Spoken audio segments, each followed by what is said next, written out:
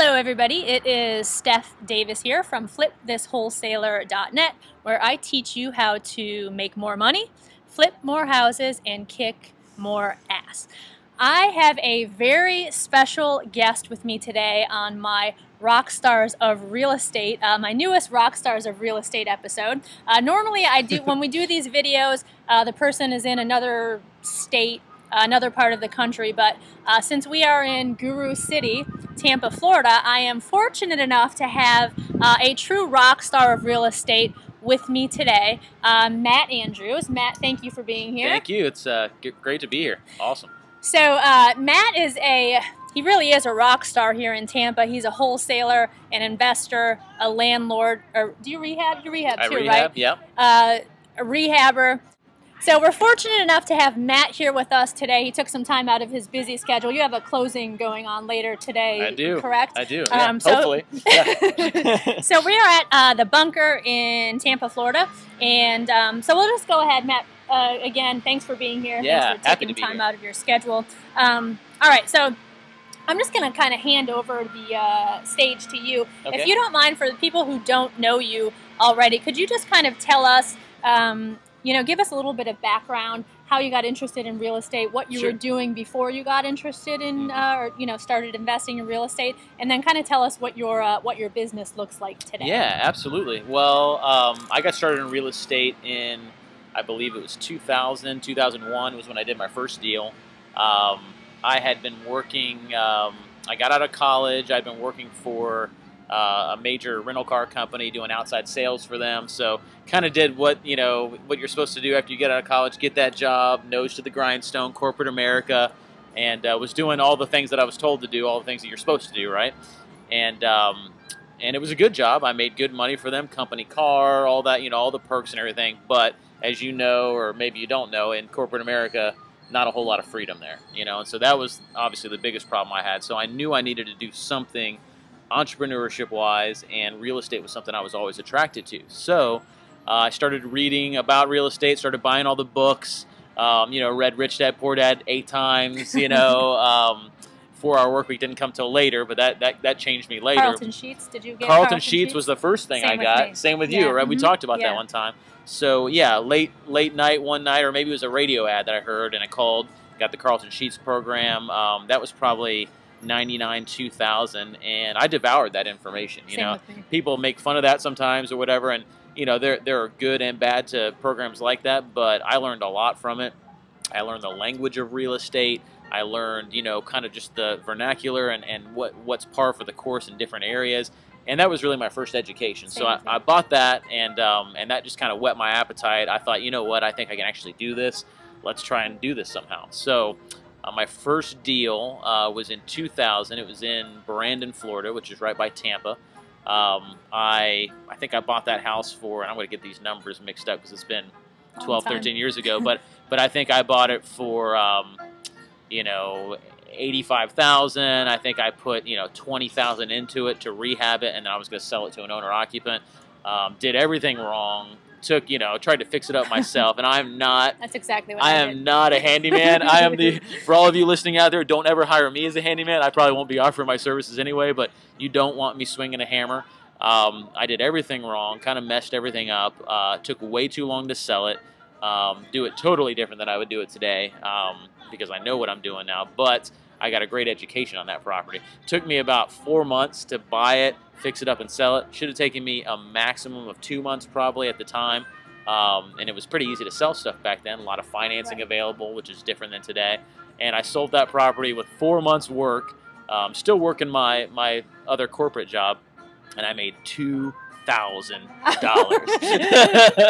So, I had all these delusions of, $25,000, $30,000, and on paper it looked like that, and on paper for an experienced investor, it may have been that, right? But not for me, not at that time. So I was lucky to actually make anything on it, as much as I messed up. But the lessons I learned in that first property were worth far more. So now, $2,000 in my bank account, but probably $50,000 to $100,000 worth of experience. Absolutely. Let me ask you really quick: when you got that, when you walked out of closing with the $2,000 check, were you happy? Were you relieved, or were you disappointed? At that point, having realized at that point how much I'd messed up, I was happy that that you made it out. that I had even alive. broken even on it. Yeah, Right. exactly. So I really didn't know what I was doing. I didn't take advice. I didn't have programs. I certainly didn't have a mentor like you, So you or you were on websites to your go own? to. Just Me and Carlton Sheets. awesome. Yeah, it was me, Carlton Sheets, and I think Bank of America. It was a partnership, you know. And Bank of America and Carlton Sheets didn't care that much, you know. So I had to do what I had to do. But you know, like I said, I learned a ton on it. You know, the next project I did, I made a little bit more on it, made less mistakes, and by the third and fourth project I did in that first year, I was making some good money doing retail rehabs and flipping to owner occupants. So I got to a formula where I was buying stuff for 80, putting 20 into it, selling it for 130, and then when all was said and done, I got 15 to 20 on those kinds of flips and started doing those. And then I really started believing in what I was doing, and I think by my third or fourth deal, I actually quit working for my corporate job and went all into real estate, and then I really haven't looked back since then. So. Wow. So it was 2003 when you got the first deal, and then how long would you say was it before you got that third deal and quit your 9 Oh, to this 5? all happened pretty quick. I mean, I started 2000, I think, was my first deal, the one I told you 2000, I'm about. sorry. 2000 that I made 2000 on, and then later in 2000 I did my second. I think 2001 I did my third. So it was probably late 2001 when I actually quit, around the time I was doing my third or fourth deal. Okay. And I think on the third and fourth deal, I actually made, on those two deals combined, I made about what I would have made on a light year working for my corporate job, you know. So once I did that, it was like, That's fantastic. you know, So I was coming into work not being able to do what I needed to do because I was thinking Right. about real estate and stuff. So that should give hope to a lot of people out there. I mean, that's less than a year you quit. Mm-hmm. That's fantastic. Good Yeah, for you. absolutely. Now, you know, I was a single guy, didn't have a whole lot of bills, and Right. you know, didn't need a whole lot, and you know, I had the company car and stuff like that. So we all work with what we've got. But I've always been very good at not spending a lot of money. You know, I've tried to always live within my means. You know, and even as I've gotten more successful, I'm very conservative with my money, and I think that's something that hamstrings a lot of people. And has done that for a long time. Is they get $100 in their pocket, they think they got to go spend $100, you know, or 120. yeah, or sign that new lease on the new car Right. and all kind of stuff. So from 2000 to like 2005, 6, I was rehabbing and I was selling, and then I started keeping a couple of rental houses on the way. And so between 2000 and 2006, 7, I tried to keep maybe 1 or 2 a year. I was able to keep, and we're talking cheap properties but good cash flow. And yeah, so kind of did that little by little. Then in 2007, especially late 2007 into 2008, the market changed. Everybody knows about that. Yeah, drastically. And I knew I needed to do something different because two things that changed really big time. There was no more financing. Financing was gone. All banks overnight said, we're not lending, especially not to investors, right? So the people that that I've been getting my loans from, that had been funding my deals, essentially, the banks I've been using, suddenly that wasn't an option anymore. And now I either need to buy this stuff cash or not buy it at all, right? So I had to tweak my model, and I kind of went away from rehabbing and selling to owner-occupants for a while because there were no owner-occupants buying properties. So at that point, that's when I discovered wholesaling, which obviously you're the expert on. And that business between 2000, middle of 2007 till now has been an unbelievable business for us. It's turned into the biggest piece of our business. And then what I've done over the last few years is just tried to tweak my model with wholesaling to get more and more efficient, to make more money, and to find unique ways to find buyers getting to me. And we flip properties to people all over the world now. So awesome. It's been fantastic. So fast forward to today. Now I know that you do. So would you say the main I guess the meat of your business right now is wholesaling? That's definitely one of the big 3 things that we do. Okay. Yeah. Mm-hmm. And you also I listened to an interview recently that you have quite a few rental properties that you own free and clear. Is that right? Yeah, absolutely. I mean, I started keeping some, through the years between, like I said, 2000, 2007. But when I started flipping a lot of properties in 2007 and really 2008, the summer of 2008 was like a free-for-all because there were just foreclosures everywhere. Yeah, it was crazy. Hundreds and hundreds. It was awesome. It was horrible for most people, but great for you and me, right? Yeah. And so we were buying stuff so cheap, and the market and the investors around the world hadn't caught up yet. They didn't know these opportunities, so we were picking stuff up super cheap, and I was able to flip them to cash investors. and there were people buying a lot of properties at once, still are, really buying a lot of bulk properties. So I would lock them up with the bank or the auction or whatever my source was, and I'd be able to flip those over to other investors. Then we started taking all that profit and putting that back into rental property. So between 2007 and now, we've acquired far more rental properties than we did before, because we've just taken those profits and rolled them right back into cheap cash flow properties. Yeah, when you say cheap, you're talking like I sold you. Well, I think the first That's deal one of the that we cheapest did, ones I ever did. Was what, yeah. 14 grand? 14. Yeah, $14,000, and it was what, a 2-1? Yeah, you had it for West Wilder. 11 or 12, Yeah. and flipped it over to me. You didn't have any of your own money into it. Flipped it to me. I was more than happy to get you $3 grand or whatever that flip fee was. And yeah, that was a fantastic property. And there weren't a lot of. I flipped that over to another investor. So I remember it was still a good deal. Yeah, you don't have that one. I don't have that. I longer. kind of wish I did. Yeah. I wish I had everything I'd ever flipped, Well, but hindsight's 2020. well, I didn't have all the money either, so but I had to keep flipping to make that money, and yeah, so the ability to buy these properties that from the bank and sign a contract for $30K and flip it to someone else for 37, and buy another one here for 42 and sell it to somebody for 49, or even if it's only a couple grand, all those started adding up, and then suddenly I'd buy a $25,000 property free and clear. And rent it out for... And put $7K into it. Say I'd have $30K, $32K into it, and rent it out for $800 a month and stuff like that, So, and some of them more than that. So, I mean, we, and the opportunity like that's still here in Tampa and some other markets to be able to buy stuff that low. And it's an unbelievable time, no doubt. I agree. Before we move on here, a couple things that I wanted to point out is, number one, for anyone who is watching this video on YouTube, or if you're watching it on my blog or Facebook, if you're in Tampa and you're a wholesaler, just wanted to point out that you are a cash buyer. You're still always looking for... Can you just tell really quick? I know I didn't say that I was going to do this, but it just popped in my mind. But Matt's a cash buyer, and he's looking for property. So what's your criteria in Tampa? Yeah, in Tampa, St. Pete, Clearwater, even Orlando, I'd be interested. But my sweet spot is between 30,000, which is getting harder and harder to find now, up to 60, 70,000 in Tampa, St. Pete, Clearwater, 3-bedroom and up. Properties, we do a lot of Section 8 rentals, so that's really good, and a lot of the buyers I sell to like to rent it through Section 8, so just good properties that would conform to Section 8 standards, which is not too hard to find. So really that price range, and properties that when you rent them, pay a property manager and take out some good reserves for maintenance and vacancy, will make you at least a double-digit cap rate return. So that's really my main buying criteria is, it might be something I'm buying to flip, but if I was buying to hold it, like most of my investors that I'm flipping to are, is it going to make them at least 10 or 11% after they pay all expenses? So if they're somewhere else and own this property and manager manages it, you put away some money for vacancy, for maintenance, for insurance, for taxes, and then just some extra slush fund. If it will still make you at least 10% after that, then that's kind of my buying criteria. Okay, so cool. If you've got them, guys, please send them to me. Send Absolutely. Him his way. He's an actual buyer. He doesn't mess around. He'll tell you right away if he wants it or not. So, Yep. I'll let you know in 5 minutes. So sometimes sooner. Yeah, exactly. Yeah. The other thing I wanted to mention too, you keep saying we. I also wanted to mention your partner in crime, Lindsay, your wife, Lindsay. You guys are in. You guys do this business together, right? We do. Yeah, we do. She's been full-time in the business with me for about the last 5 years.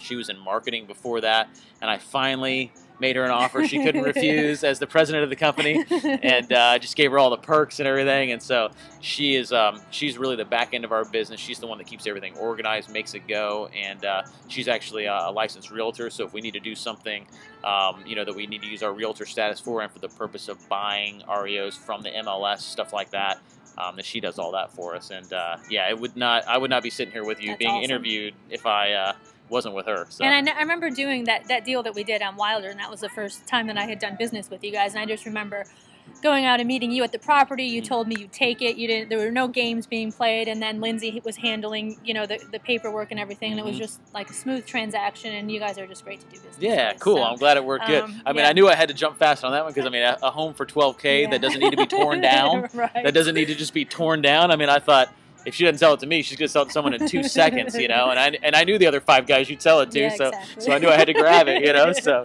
they're all friends of mine too. So, but yeah. All right, so let's get into the first question that I'd like to ask you is, as far as finding your deals, what is your most effective, I guess, or favorite method, strategy, whatever you want to call it, for finding deals? Finding deals, yeah. Well, I mean, to me, obviously, the price is the main thing. So, I mean, I like any source that brings me the property at the right price. My preferred source, my favorite source, is actually finding distressed owners through, marketing in a lot of different ways, whether that be through, signs on the street or referrals or the internet, which is getting bigger and bigger as far as acquisition for us now. Those are my favorite sources. And the reason I like those sources is because those are property sources. When somebody is a distressed owner, they've inherited a property, maybe it's a divorce and they just have to get rid of it for whatever they've got into it, or they're upside down on it, or whatever it is. Those are usually the best deals because they're exclusive. Okay, I don't have competition on those a lot of times. So someone finds, someone has a house, maybe their parents died and their parents were in Tampa, Florida, and now this person in Minnesota owns this property.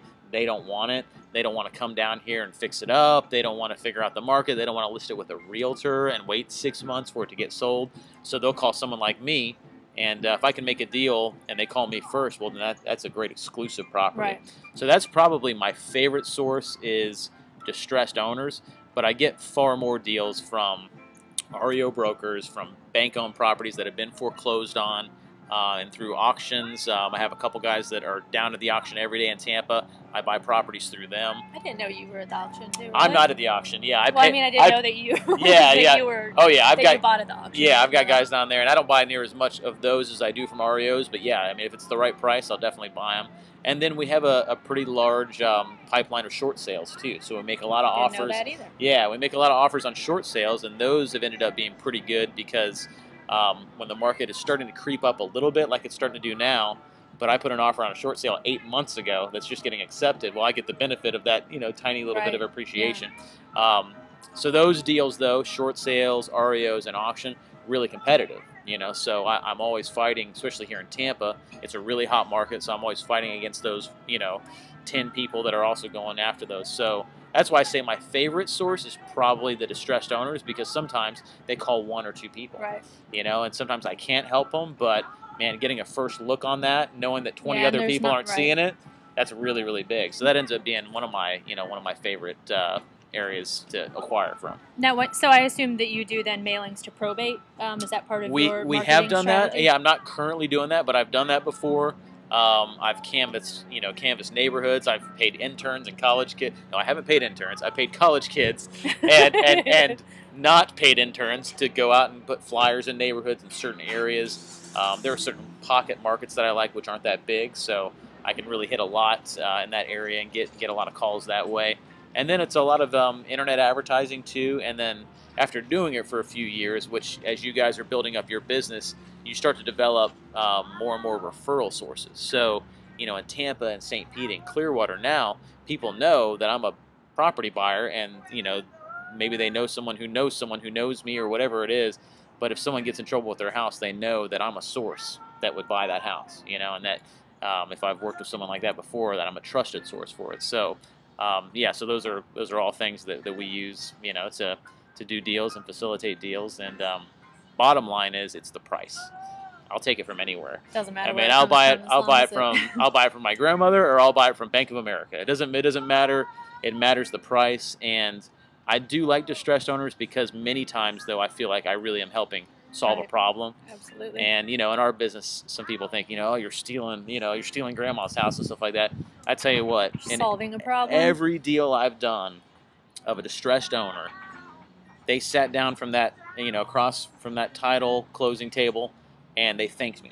Same thing with me. Because I've had people cry and hug me and say, even though you're buying the property for, sometimes pennies on the dollar, you're solving their problem. Yeah. They have this albatross off their back now, and big sigh of relief. Yeah, absolutely. Yeah, and I love that. That actually, I've even made some videos of some of my last transactions with distressed owners, because I loved capturing that story where it was like, hey, what would have happened if I hadn't come in to buy this? Right. It would have been a really bad situation.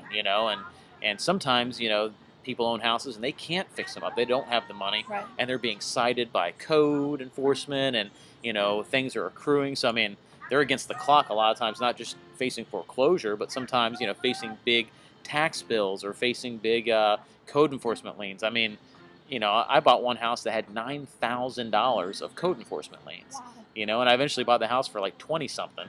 So I mean, a large portion of what they would have had to have paid off was just code enforcement. Did you get the? Oh, we got it down to like 1,000 or something Wow. like that. Yeah. So that was a good one.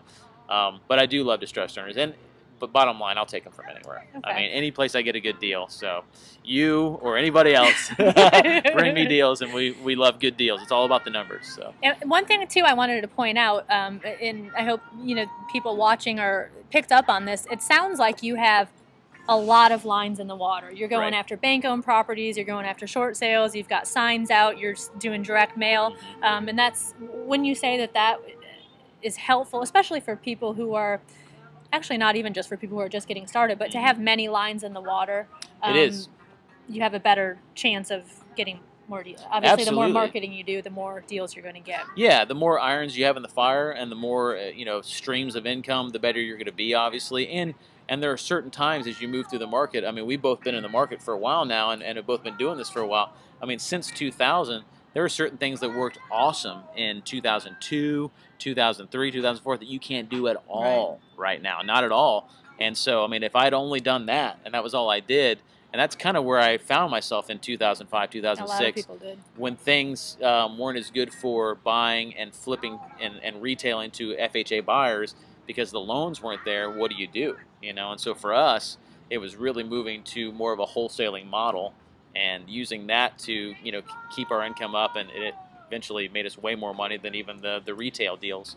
So that's why we moved to that. And so you need some different irons in the fire so you have something to fall back on. The danger, of course, is, especially when you're starting out, and I did this too, is you want to do everything. So you want 12 irons in the fire. So you're a short sale specialist. You're an REO person. You're at the auction every day. You're doing internet marketing, and you're doing all these 12 things, but you're not doing any of them really very good. Really well. Yeah, exactly. And so I run into that problem too, and did early on. So what I like to do is find something that works, do that, get that up and running, whether that's a couple months or a couple years, whatever that is. Get one stream working, then add another. And branch out. Then add another. But do advice. one thing good first. I agree with that.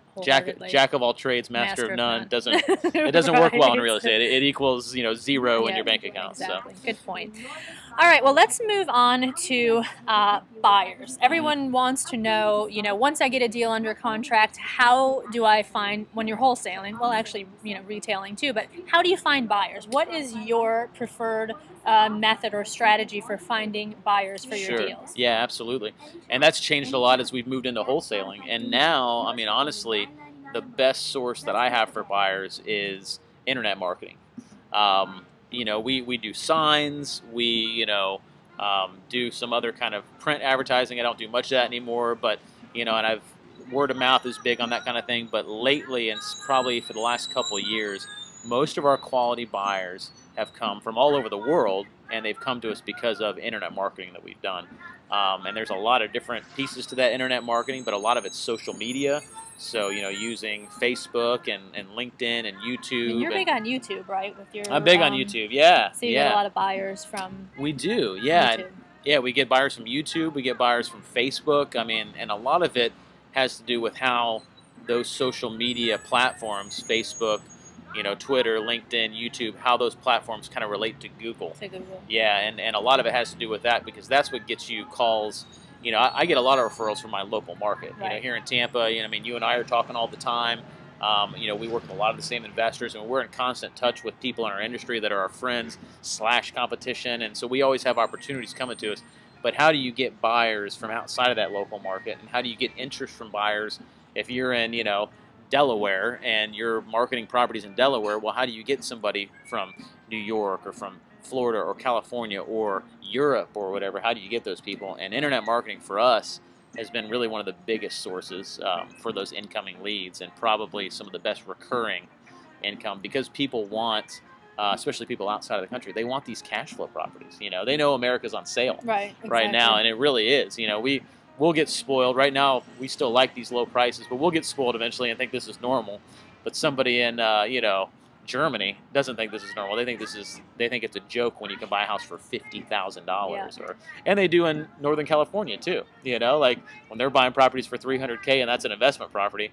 Well, a property in, you know, Tampa for, you know, $50K is kind of unheard of, you know. And so really getting buyers, we've done it all in the past, and we still do a lot of traditional methods, but we've started using a lot of methods that we feel like a lot of other real estate investors don't use.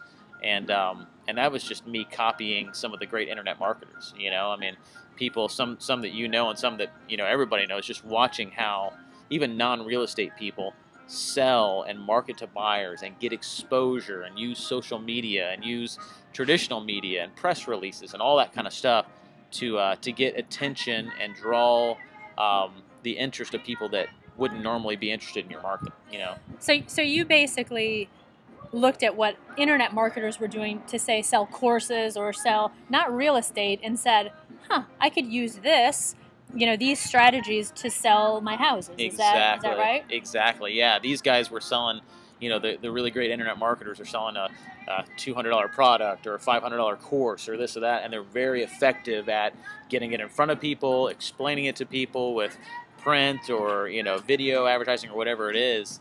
But I didn't really see a ton of real estate investors or realtors really using those same methods. So yeah, I kind of stole from the really smart internet marketers and said, you know what, this is a good way to market for buyers and to kind of educate buyers too as to the opportunity in the local area that you're flipping in. So yeah, it's really been the biggest piece, especially in the last few years, especially as America's been on sale, Right. like I said, and everybody wants it, you know. So And I remember actually, it's kind of funny because I know you sell to a lot of international buyers, and I Yeah. remember before I knew you, and I think I've told you about this a little bit before. you heard a lot of bad things about me? Yes. Yes.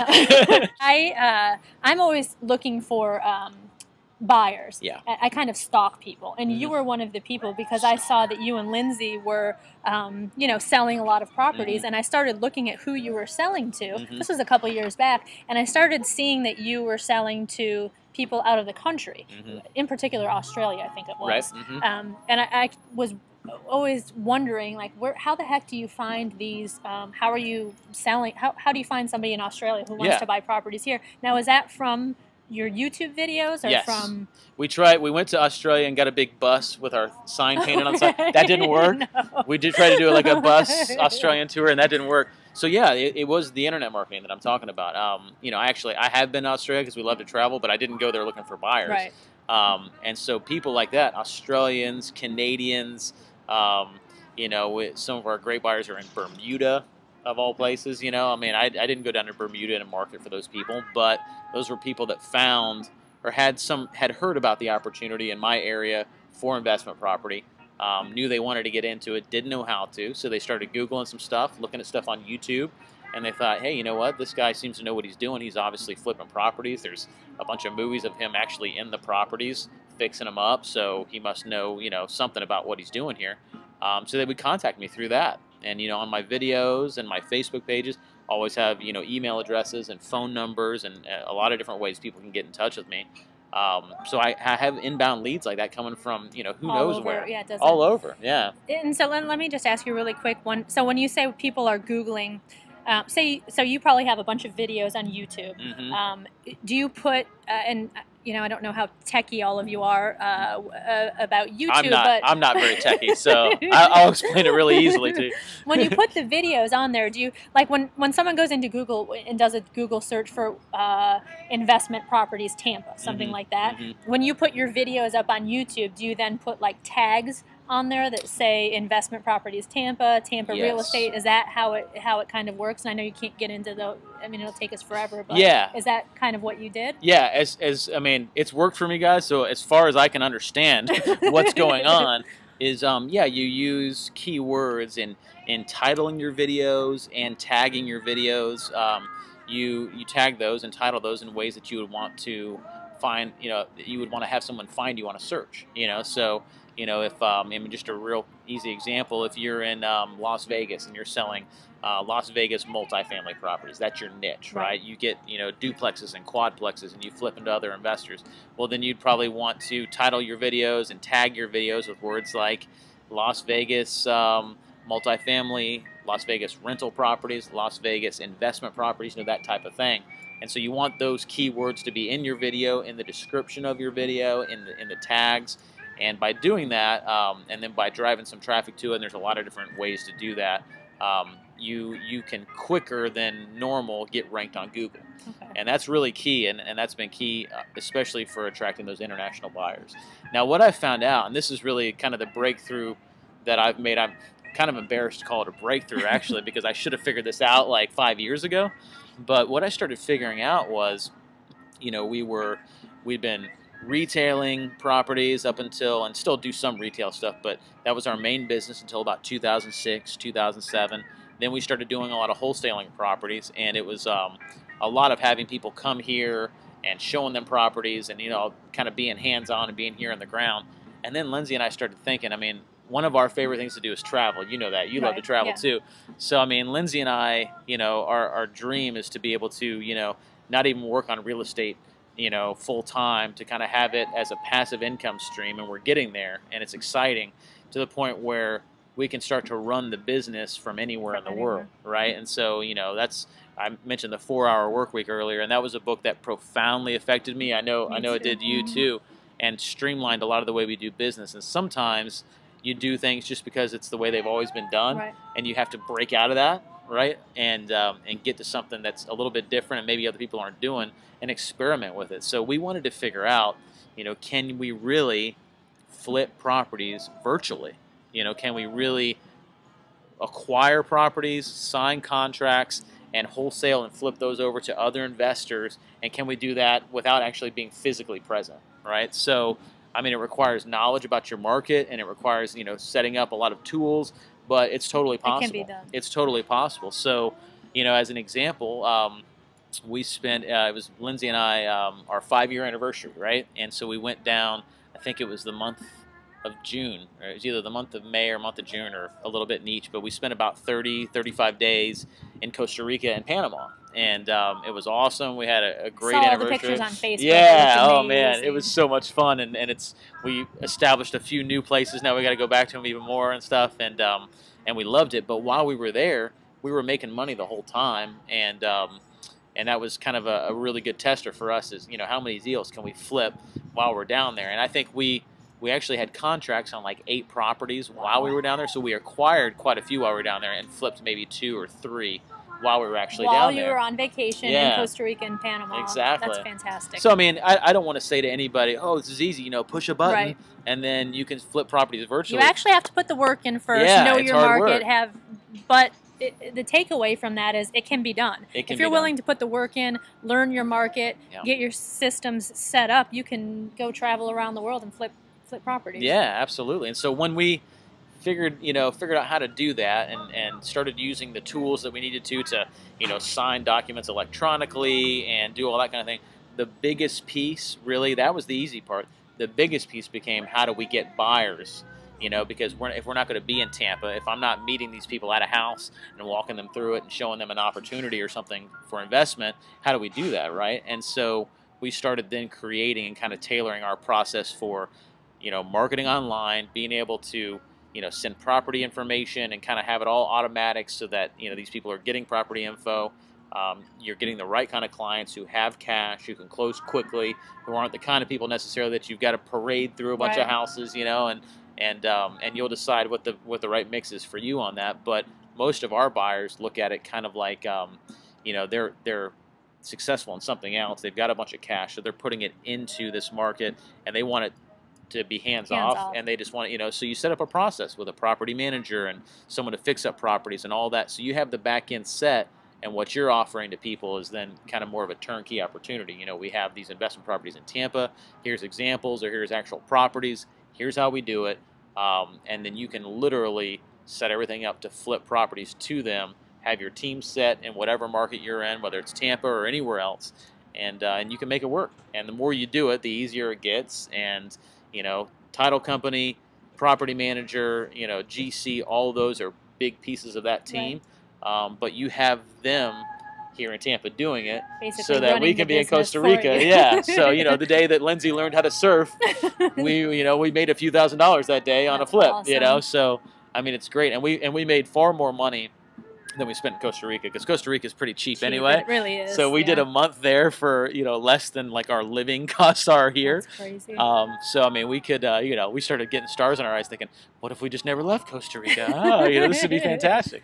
But the whole point is, it all comes down to one word: is freedom, right? I mean, it's all about freedom. And so, you know, so many real estate investors that I know that are really successful, that do far more transactions than I do. They have a job. But they have a job. Mm-hmm. Yeah. So, I mean, there's somebody who flips 50 times more property than me every year. He's a good friend of mine.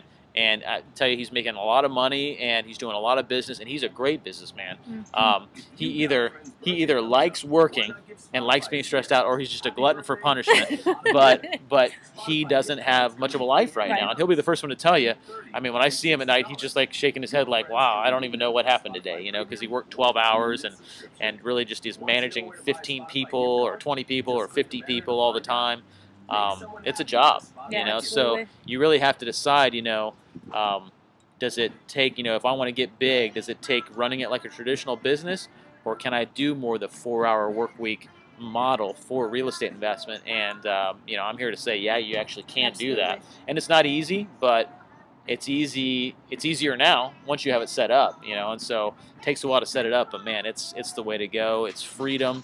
And now Lindsay and I can come back to Tampa for a couple months. We can zip somewhere else for a month. You know, I think we might go live in Gainesville next to her folks for a while. Why not? Just go up there for 3 or 4 months and relocate there. And that's pretty close to Tampa anyway. That's true freedom. I mean, just being able to have your laptop with you. And it's absolutely. Not, and again, I just wanted, and you pointed this out a minute ago, we're not just saying that, you know, you just wake up one day and hit a button and your business is automated. I mean, you really do have to put in, I imagine you guys have put in a ton of work and effort, and but, you know, look where you are now. Absolutely. And, you know, it took me 12 years to get here because I didn't have someone like you or some of these other, you know, mentors and partners that I could see how they're doing it successfully. Right. A lot of this stuff I was making up as I went, and part of that was because there weren't that many people out there teaching what I was wanting to do. But then the other part of it was because I was just kind of hard-headed sometimes too, you know, and decided to do things on my own. So what I'm doing now, I mean, the benefit of my experience and your experience,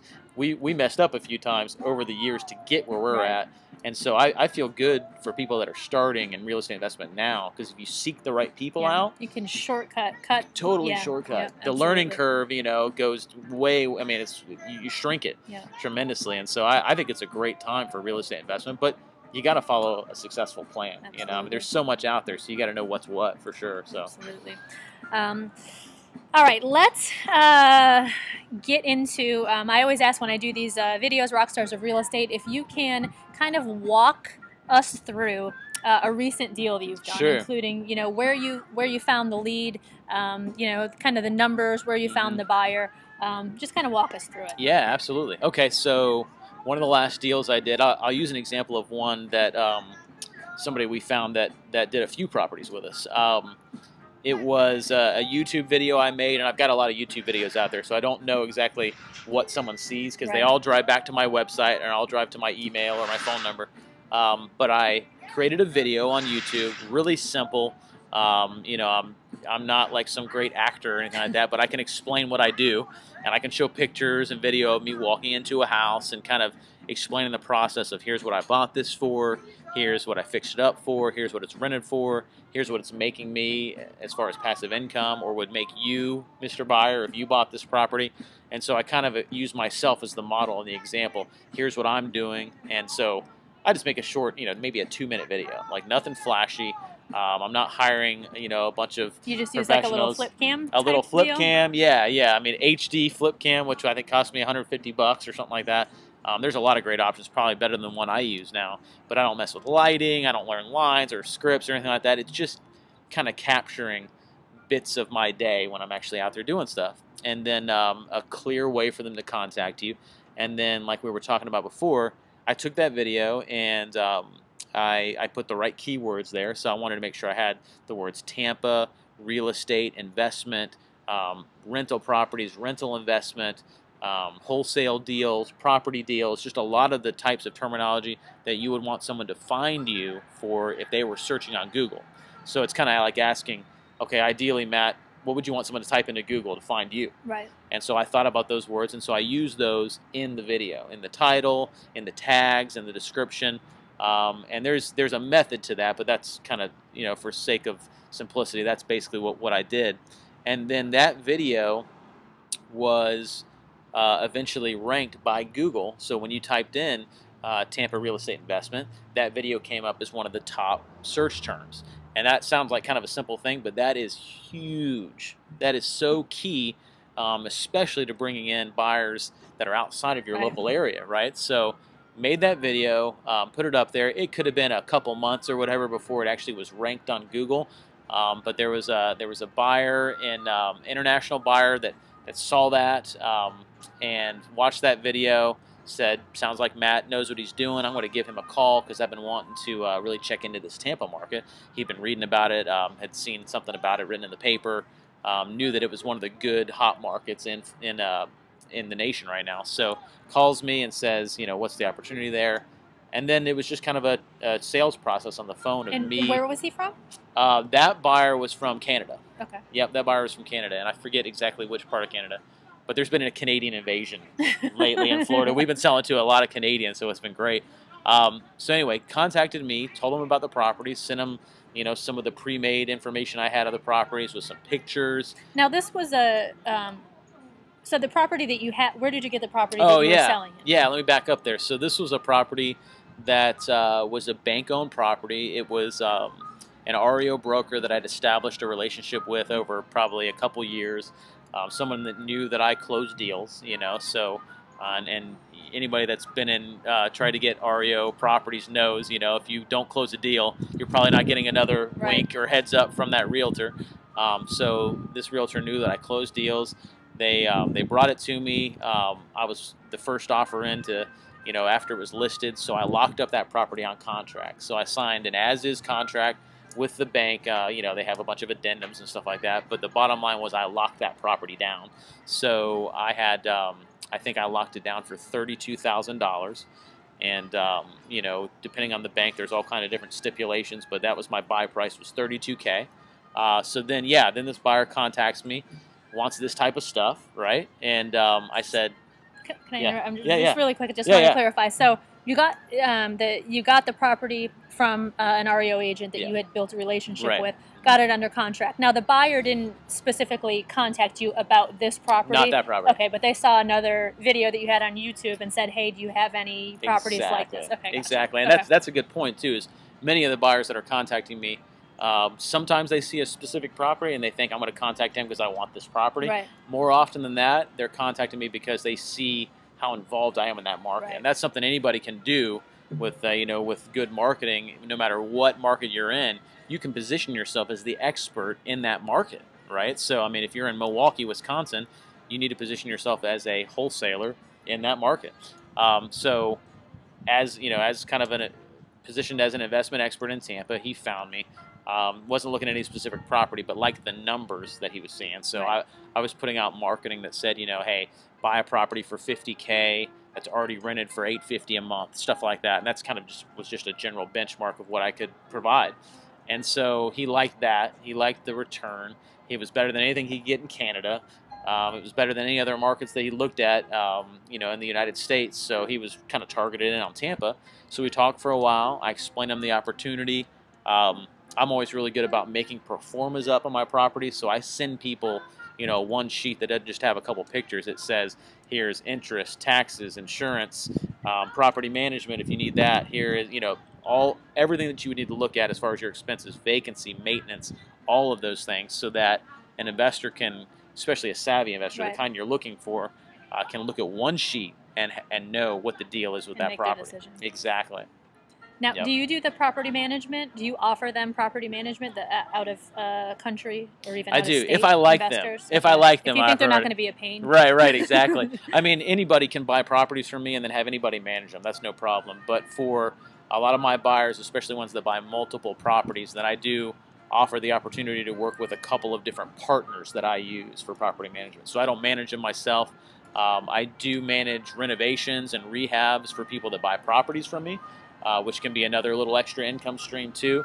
It just depends on if you want to do that or not. I know a lot of people that do the same thing, but they outsource. They just say, here's a GC, talk to this GC, and they'll take care of you. And so they're just the seller, and then they let it go from there. I do a little bit more of a turnkey process. I'll fix it up for them if they want that for a fee, and then I'll recommend them to one of my 2 property managers that I know will do a good job.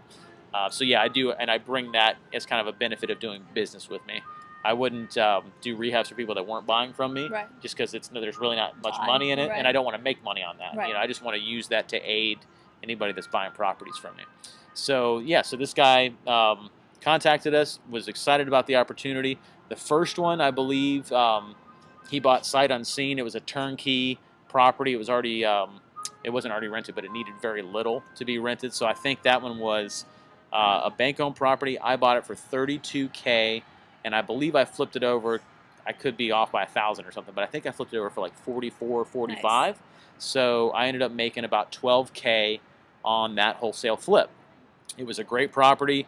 He fixed it up. I think he put about $10K into it. So he had $55K, maybe even less into it, and he eventually rented that within about 30 or 45 days for I believe it was $900 a month. So I bought it for 32, flipped it to him for 45 or somewhere around there. He put about 10 into it, had 55 into it, and then rented it for $900 a month. I think it makes him like 12 or maybe even 13% on his money, and he pays a manager. He's totally hands off. He's seen that property once. He came down later and drove by it, So I mean, he's never even been inside that property. He doesn't need to be. It was a property that the manager rented Section 8. Everything, is good on it. So it was a really simple process for that guy to, to basically, put his cash down and start making money on it immediately. So that was the first one he bought from us. Then I think it was just like a week later, he wanted another one, had some more cash, and I knew that he was a multiple buyer or a multiple property buyer. Those are the best ones? The best ones, yeah. Guys, you can sell them the concept one time, and then they buy 10 properties from it. You sell them a good deal, and you do good business, and people will keep coming back to you until they run out of money. Basically. Absolutely. If they perform the way you kind of said they would perform, then yeah, absolutely. So he came back to me again. I had just sold a bunch of properties to a bunch of Europeans. I was almost out of properties that I had locked up with the bank or with the short sale. So that's when I kind of actually started doing more, or kind of did what I have been teaching a lot of people to do, which is you don't necessarily have to lock up the property. You can go find someone who already has it locked up, and then kind of interject yourself into the middle. Find another wholesaler. Find another wholesaler, yeah. So, I mean, you and I both know a lot of the same people here. So that buyer comes back to me and says, I want another property. I'm looking at what I got. I don't have anything that is what he's looking for, but I know a good buddy of mine does, because he had about 10 properties at the time, and a couple of them fit the description. So I just went to that wholesaler, just like any of you guys could do in your town with another wholesaler, and I went to him and I said, look, I've got this buyer from Canada. He's already bought one from me. He wants a couple more. What can we work out on this particular property that he likes here? And then you just work out whatever your fee is going to be on that. So, it was his property. He did the work to acquire it. I brought the buyer, so both those pieces came together. I didn't make much on that. I think I made $3K on it, but $3K is $3K, and I used none of my own money. And, I helped my friend, so he liked me. I gave my buyer a great property, so he liked me, and then he rented that one out about the same, I think. I think I sold it to him for $45K and took a $3K assignment fee on it. So that was essentially it. Found it from the buyer. Down. No money down. Yep. Found it from my wholesaler who already had it, who was, had just locked it up with the bank, so he wanted to get that gone too, so he didn't have to put his own money into it. And so we flipped it over to him. Fantastic price. Again, had my guys fix it up for him. And I think he makes about the same on that one. So it's a win-win-win. Right. Exactly. Actually, it's actually a quadruple win, because the bank got rid of a toxic asset. The wholesaler, sold a property that he had on his books. I made a fee, and then And the buyer's happy. the with buyer's their happy because investment. he's making double-digit returns on his investment. Now, So, really quick, because I know I can already tell what my people are thinking when Yeah. you just. Can you explain? Because I know a lot of people are thinking, well, how did you structure when you're? And I get this question all the time. When you're doing a deal with another wholesaler, Yeah. How do you structure the deal paperwork-wise, and to make sure that you're doing it legally, and to make sure that you get paid? Yeah, sure. Well, the main answer to that question is have a title company that you trust, who works with investors, who knows what they're doing. And I lean on I mean, I don't know everything about title. I don't know everything about, property legal descriptions and stuff. I mean, guys, I don't want to know all that stuff. I just want to know somebody who knows all that stuff, okay? If I spend all my time knowing every legal ramification of every possible change in every real estate law, I would just be studying law books all day, and I would never flip a property. So the first answer is have a title company that knows what they're doing. Now, on these particular deals, if it's an REO, and if it's a short sale, or if it's a distressed owner, those are all a little bit different, and how you would set them up would be different. In the case of these properties, what I did was the first one with this buyer, when I was buying directly from the bank, the contract I signed with the bank was not an assignable contract, because banks usually will not agree to an assignable contract. They want to make sure you're not just signing an assignable contract and then aren't going to close. So they want to make sure you have liability in that. So the first deal was a non-assignable contract from the bank, so I couldn't sign an assignment contract to that buyer. I had to do a double close, or a double escrow, or a double closing. There's a lot of different ways that that you can call it simultaneous closing. Some people call it. Sean Terry calls it a double escrow. But different states have different laws. But that essentially is the bank was party A. I signed a contract with them, and I was party B.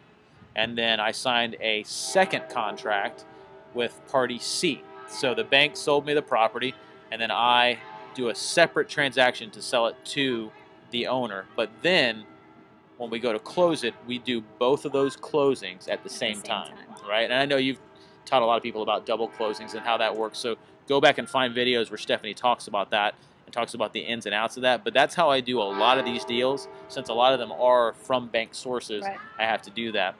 Now, in the case of dealing with other wholesalers, you can kind of make the contract depending on what you can get, what you can get that wholesaler to agree to. So if you've got a good relationship with them, and you say, maybe you flipped a deal or two with them, or they just know you and they trust you, you can say to that wholesaler, look, I've got a buyer. He definitely wants this. Can we assign that contract to him, or can I sign a contract with you for it that I can then assign to them, and then you take an assignment fee? So those are two very different things: double closes versus taking an assignment fee. And it really, many times as you're getting started, takes a good title company to tell you, here's what you can do. And somebody you can get on the phone for 5 minutes and just say, look, I've got this deal. It's a bank-owned deal. Here's the contract. Can I do a double here, or can I do an assignment here? What's the best, easiest way to close this deal so that we all pay the least amount of fees and do the least amount of closings and all that type of thing? But there's almost always a way. Now, short sales changes all the time, and that's why, especially right now, I need a good title company who can tell me, hey, this law just changed Tuesday. Now we got to sign this kind of contract, because that's hard to keep up with. So it really depends on the deal, but it's usually either an assignment type transaction or a double close / double escrow type of transaction. So that's how we do most of these. Perfect. All right. One last question. And thank you. I'll just say it now and I'll say it later, but for giving so much fantastic information. Yeah, absolutely. Yes, having a really good time. Yeah, it's cool. We're hanging out in the cool spot of Tampa. And it's really nice weather out today. It's not too hot, not too cold. It's beautiful. Yeah, it really is. I love it. All right, so the last question that I'm going to ask you is, I'll tell you that there are a lot of people watching this video right now. They're out there trying to get their first deal. A lot of people are frustrated. A lot of people have bought a lot of courses, spent a lot of money, and they just feel like they're spinning their wheels. They think it doesn't work in my market. I'm never going to get a deal. They're ready to give up. What advice would you give to someone who is out there busting their butt? They're frustrated. They want to get that first deal closed. What advice would you give to someone in that position? I would say just quit. There's no way you can do this. This business is too hard. Go home. No, just kidding. Just kidding. That is what a lot of people will eventually get to and think that, and that's fine, because this business isn't for everybody. It's for people that are willing to work and people that are resilient. I know there are a lot of people out there that are trying a lot of different things that haven't worked for them. I mean, so just from a real general perspective, I'll just tell you, answer number one to this question is you just have to be a bulldog. You have to not accept life as it's given to you. If you ever saw The Truman Show with Jim Carrey, I love that movie. he broke out of life as it was given to him and decided, no, I'm not going to do this. I'm going to break out of this and do something different. I'm not going to accept the status quo. So really, guys, the first thing you need to do is, read Rich Dad Poor Dad if you haven't read that. Read the 4-Hour Work Week. It's going to blow you away, and you may not even be ready for some of what Tim Ferriss tells you, but you need to read it because you got to start shifting your mind to understand life and business and success is all just what I can negotiate. It's not based on what's been done before. It's not based on who's president. It's not based on, what's going on, like all these other factors. It's based on what you do. It's all about what you do. And the people that take action in this business are the ones that benefit. I've seen people that had far less talent than other people. Absolutely. And just because they were hard-headed enough to think they could do it, they were successful. Where you have some people, I've had students that were Harvard educated that couldn't wrap their heads around, rejection. They get told no 10 times in a row, or something doesn't work 10 times in a row. Then they go home and they get a nice, safe, secure job or whatever it is, which is anything but safe and secure. And then it's the people who don't know that they're supposed to fail, that many times get over that fear, break through that wall. And once you break through the wall and get that first deal done, then you establish belief. And then once you establish that belief, like I did on my first deal or two, then you think, you know what, I can do this again and again and again. So that's my first advice, is take action. Don't accept the world as it's given to you. Secondly, and as a real practical answer to that question, I would say, many of you, like me, are starting out with no money and very little experience and not a ton of resources. You need to align yourself with a few people, like Stephanie and I were talking about, that are wholesalers in your area or that are real estate investors in your area. Learn from them and align yourself with them. And as you're beginning, before you have the ability maybe to acquire a lot of bank-owned properties, or before you've got a big short sale pipeline built up, get properties from those other investors. Okay, investors that are selling properties want to sell property. If you can be a conduit to a buyer for them, then that's a good way to kind of, get into the business and kind of backdoor your way into a really good relationship with them. I can tell you that, wholesalers get calls all the time on people that want to wholesale their properties. But when you call one and say, I've got a buyer who wants to buy this property, and a week later they've got a check because you brought them that buyer, you've got their attention, right? You've got their attention. So the best thing that you can do starting out, I think, with no money and no experience in this market right now, find someone that has some supply so you're not wrestling with getting supply. People spend so much time trying to find that perfect property, and they don't find time finding the perfect buyer. If you can find the perfect property, if you can find the perfect buyer, trust me, you'll get a property. If you got somebody that says, I've got 100 grand cash and I want to buy 2 properties for 50 grand in the next week, trust me, you're going to find, call me, okay? You're going to find a wholesaler that will deal with you. Call Stephanie, call me, call anybody that's selling property, and they'll make a deal. Even if you only make $1,000 or $1,500 or $2,000 on that first deal, just by kind of co-wholesaling with someone you've made a relationship with, that's the beginning of that business for you. And then master that, right? Become the guy who the wholesalers love because you have found good buyers. And then really concentrate less on finding properties and more on finding buyers. So understand and educate yourself on the opportunity in your local market. Align with people that have a good supply of properties, and then really spend your time finding buyers that have cash. And if you find buyers that have cash instead of working on finding properties, you're going to get into this business and have success much faster. And then once you do that, then you can start, sourcing your own properties, developing your own streams of acquisition through banks and through short sales and all that type of stuff. And then you can start keeping rental properties, and then you can start getting passive income coming in. Then you can develop virtual wholesaling. And you can start going to Costa Rica and flipping properties. Exactly, surfing and flipping at the same time, and sometimes flipping in the waves and flipping properties all at the same time. And that's the advice I would give. So you know, for those of you who have no money and really don't have experience and are really just starting out, but you're willing to work, then align yourself with a supply source. Find those buyers, put those together, and start your business that way. And that's really the best advice I can give right now. Fantastic. Well, we're going to wrap things up here, but Matt, again, you've given some awesome information here. Yeah, more than probably more information than some people. They pay a couple $1,000s for a course, and, oh, and wow. they just got really. Well, maybe you guys should send me a check. No, just kidding. But is there somewhere where people can find you? Is Facebook? I'll put a link underneath the video. Where's the best place for people to find you? Yeah, sure. Boy, they can find me a lot of places, but probably the best place to find me is find my fan page on Facebook. And it's just Matt Andrews, and I think it says real estate investor, entrepreneur, world traveler, or something like that. But you'll find me. It's a picture of me and Lindsay. I think I've got a cowboy hat on, so you won't see the bald head.